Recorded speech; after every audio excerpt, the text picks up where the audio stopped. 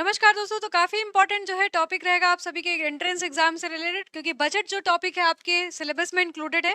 ठीक है, तो बजट जो होता है वो कितने पार्ट्स में डिवाइडेड होता है। बजट जो वर्ड है वो बेसिकली बुगेट वर्ड से डिराइव हुआ है, जिसका मतलब होता है लेदर बैग।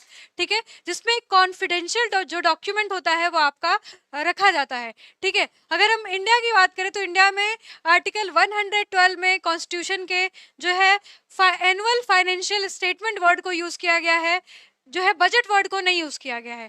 ठीक है, तो आर्टिकल 112 में कौन सा जो है वर्ड यूज किया गया है, आपका एनुअल फाइनेंशियल स्टेटमेंट। ठीक है, ये पॉइंट याद रखिएगा कि एनुअल फाइनेंशियल स्टेटमेंट को हम लोग इंडिया में क्या कहते हैं, बजट कहते हैं। ठीक है, एनुअल फाइनेंशियल स्टेटमेंट आपका क्या कहलाता है, बजट।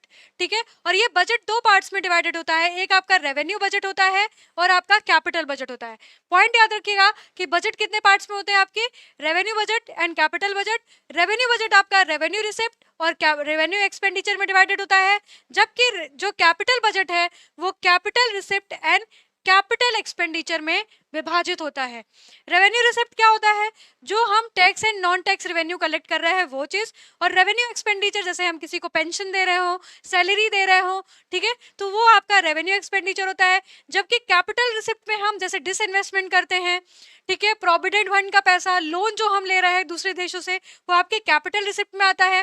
कैपिटल एक्सपेंडिचर में बेसिकली जो हम खर्च कर रहे हैं डैम्स पे, बिल्डिंग्स पे, इंफ्रास्ट्रक्चर पे, या फिर लोन को रीपेमेंट कर रहे हैं, दैट इज आपका कैपिटल एक्सपेंडिचर। तो पेपर में पूछता है कि बजट जो होता है कितने तरीके का होता है, तो याद रखिएगा कि revenue budget and capital budget. ठीक है, ऐसे ही जो है हम लोग छोटे छोटे वीडियोस लेते आते रहेंगे। जुड़े रहिएगा, चैनल पे सब्सक्राइब करिएगा। धन्यवाद।